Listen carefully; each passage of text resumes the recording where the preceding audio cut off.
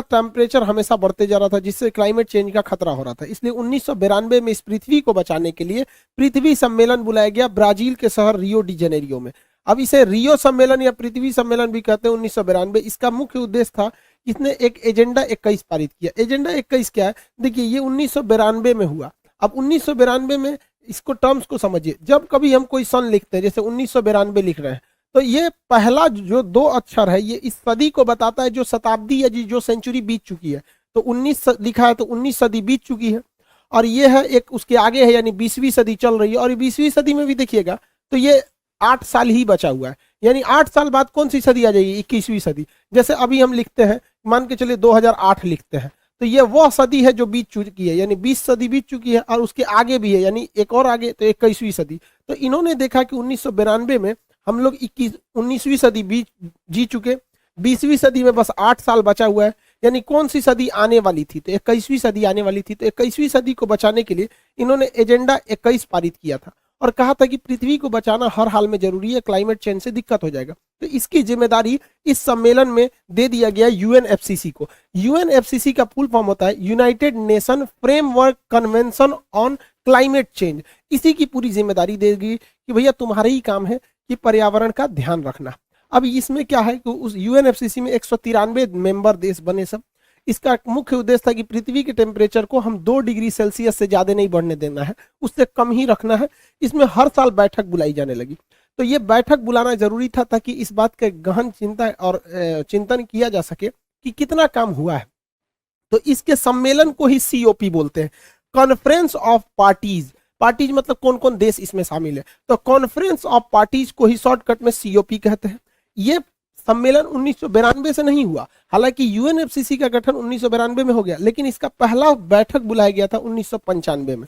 तो जब भी बैठक बुलाया जाएगा तो हर एक पार्टी यानी देश के मेंबर का बुलाया जाएगा, तो कॉन्फ्रेंस होगा, कॉन्फ्रेंस ऑफ पार्टी, जिसे सीओपी कोप कहते हैं।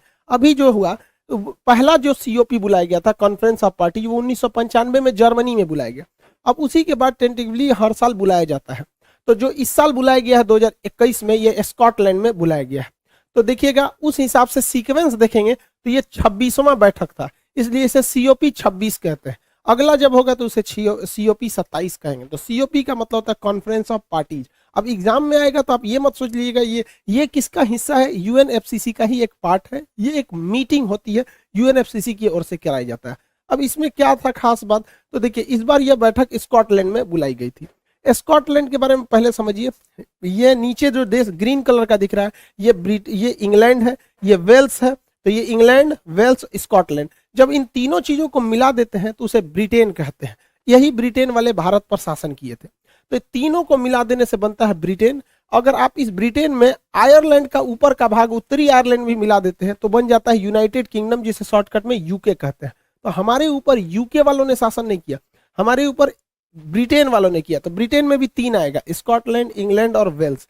ऐसे भी देखें प्रिंस ऑफ वेल्स भारत में आए थे, आगमन हुआ था यहाँ से। तो ये स्कॉटलैंड जो है वो ब्रिटेन का हिस्सा है। तो स्कॉटलैंड में इस बार सम्मेलन हुआ। इस सम्मेलन में तुर्की भाग नहीं लिया, चीन ने नहीं लिया, रूस ने भी भाग नहीं लिया। इस सम्मेलन का मुख्य उद्देश्य, जो आकर्षक पॉइंट था, वो था नेट जीरो कार्बन इमिशन 2050 तक। 2050 तक कार्बन का नेट जीरो कर देना है। अब इस सम्मेलन सीओपी 26 जो हुआ, यानी 26वीं बैठक, पहली तो 95 में हुई थी 1995 में, 26वीं 2021 में हो रही है। तो इसमें मुख्य उद्देश्य इन्होंने कहा कि पूरी दुनिया को 2050 तक नेट जीरो करना है। नेट जीरो मतलब जितना कार्बन का हम उत्सर्जन करेंगे उतना ही कार्बन को हम सोख लेंगे। जैसे हम मान के चलिए 100 रुपया कमाए तो 100 रुपया खर्चा कर दिए, इसको कहते हैं नेट जीरो हो गया, मतलब जितना आया उतना चला गया। तो हम ऐसा नहीं है कि कार्बन डाइऑक्साइड का उत्सर्जन ही नहीं कर सकते, गाड़ियां चलेंगी तो धुएं निकलेंगे। किसी भी चीज को जलाइएगा तो उसमें 99% है कि आपको उसमें क्या निकलेगा, कार्बन डाइऑक्साइड निकलेगा, और आधा जलाइएगा तो कार्बन मोनोऑक्साइड निकलेगा। तो हम कार्बन डाइऑक्साइड को तो रोक ही नहीं सकते, बट इतना है कि एब्जॉर्ब कर सकते हैं। तो इन्होंने 2050 का डेट दिया, लेकिन रूस और चाइना कहा कि भाई हम 2060 तक ही हम इसको कर पाएंगे। भारत ने कहा कि भैया हम 2070 तक कर पाएंगे। तो भारत नेट जीरो जो है वो 2070 तक कर पाएगा, क्योंकि अगर हम बहुत ज्यादा कार्बन की इमिशन को कम करेंगे तो फैक्ट्रीज वगैरह को बंद करनी पड़ेगी।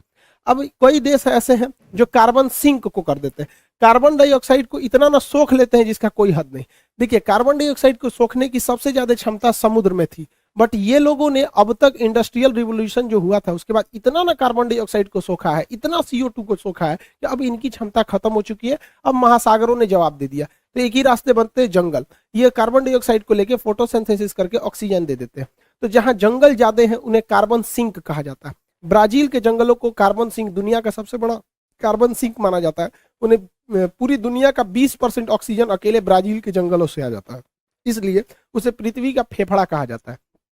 हालांकि कई ऐसे भी देश हैं जहां पर कार्बन का उत्सर्जन बहुत ही कम होता है, इतना कम होता है कि उन्हें हम लोग मतलब कार्बन सिंक में रखते हैं। जैसे 2 देश आते हैं इसमें सबसे प्रमुख, एक यहाँ आता है दक्षिणी अमेरिका के देश सूरीनाम।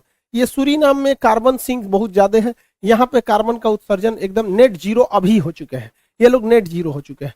और यहाँ भारत का पड़ोसी राज्य भूटान की बात करेंगे तो ये नेट जीरो तो है ही है, ये कार्बन निगेटिव है, यानी इसके पास कार्बन जितना उत्सर्जित होता है उससे ज्यादा ही उसको सोख लेता है।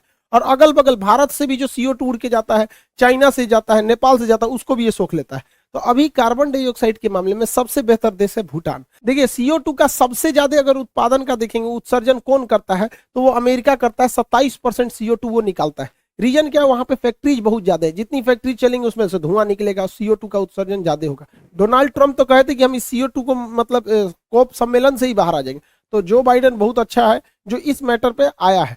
चाइना जो है वो 14% सेकेंड नंबर पे है, थर्ड नंबर पे भारत आता है 7% पे।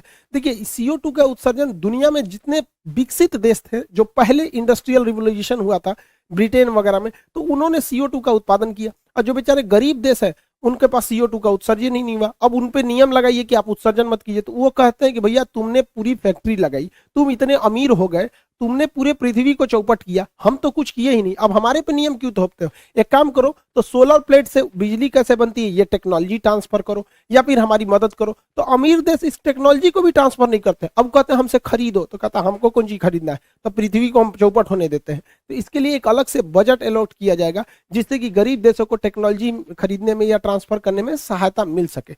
अब हम ये जितना भी CO2 वगैरह का समस्या है ये विकसित देशों की ही अपनी समस्या है। अब भारत के ऊपर दबाव बनाया जा रहा था सारे देशों की ओर से कि नहीं आप भी 2050 तक कार्बन मतलब नेट जीरो कीजिए। तो भारत कहाँ से नेट जीरो कर देंगे, हमें अपनी फैक्ट्रीज बंद करनी पड़ेगी। अब भारत के ऊपर इतना दबाव बनाया जा रहा था कि आप कोयले का उत्पादन कम कीजिए। अब आप ही देखिए कोयला की कमी पड़ी थी भारत में, तो ऑस्ट्रेलिया से खरीद के आया, हर चीज महंगी हो गई, बिजली महंगा हो गया, जितनी फैक्ट्रीज के प्रोडक्ट थे सब महंगे हो गए थे। तो अगर हम CO2 का उत्सर्जन कम कर देंगे तो हमारी फैक्ट्रीज भी शट डाउन होगी। एक्चुअली यही कोयला को जलाने से बहुत ज्यादा धुआं निकलता है, बट फैक्ट्रीज भी तो चलती है। भारत के सामने बड़ी समस्या, तो इसमें भारत ने बहुत ही बेहतरीन रणनीति चला।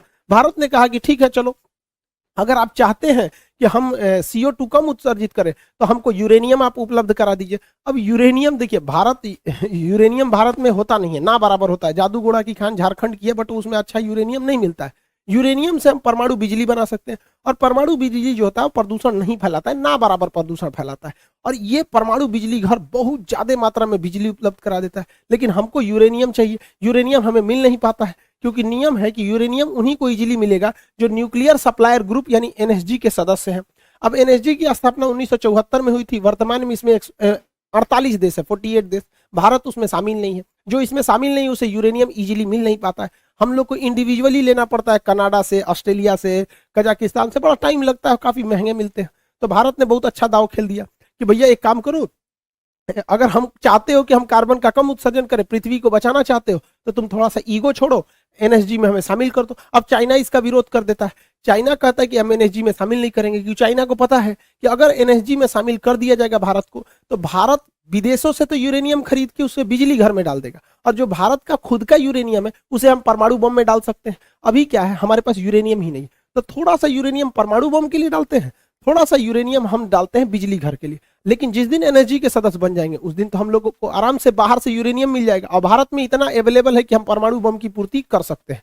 अब भारत के ऊपर लो दबाव बनाओ, तो भारत ने साफ कह दिया कि दुनिया हमें NSG का सदस्य बनाए, हम 2050 तक कार्बन फ्री मतलब नेट जीरो पे हम आ जाएंगे। अब चाइना इस पे अड़ंगा लगाता है। चाइना कहता है नहीं, पहले भारत एनपीटी पर साइन करे। एनपीटी का मतलब होता है न्यूक्लियर नॉन प्रोलिफरेशन ट्रीटी, मतलब हम कभी भी अपनी परमाणु को, मतलब परमाणु टेक्नोलॉजी को दूसरे को साझा नहीं करेंगे और ना ही हम परमाणु बम को रखेंगे। परमाणु बम हम नहीं बनाएंगे बल्कि हम परमाणु ऊर्जा को रखेंगे। तो ये नियम बनाया गया था 1968 में। भारत इस पर साइन नहीं किया क्योंकि भारत ने परमाणु बम बना लिया। एक्चुअली ये भेदभाव वाली संधि थी। इसमें कहा गया था कि 5 देश परमाणु बम रख सकते हैं।